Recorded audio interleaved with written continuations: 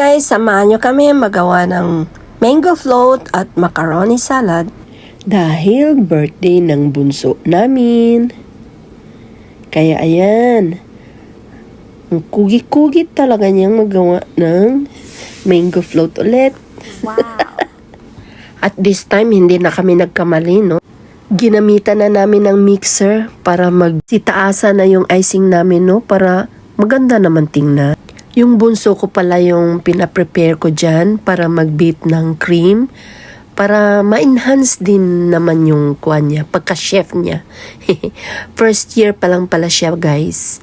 Kaya dito pa lang sa bahay, mag-practice na siya. Speaking of birthday, sunod-sunod pala yung birthday nila dyan, guys.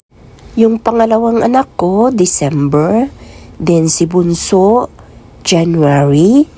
And yung panganay naman, si kuya, February na. Non-stop ang celebration, guys, no? Wow! By the way, 2 can ng condensed milk at 2 can ng creamier pala yan siya. Mintubo na.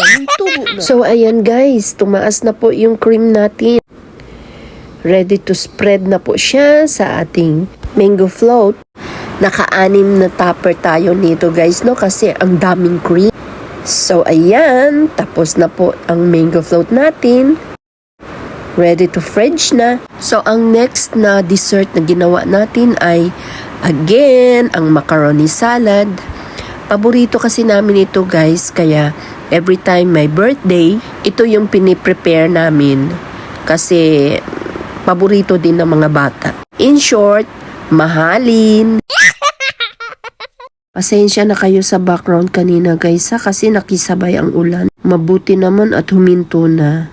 Kaya ayan, patapos na po ang macaroni salad natin. So hanggang dito na lang ulit. Thank you for watching. Bye-bye!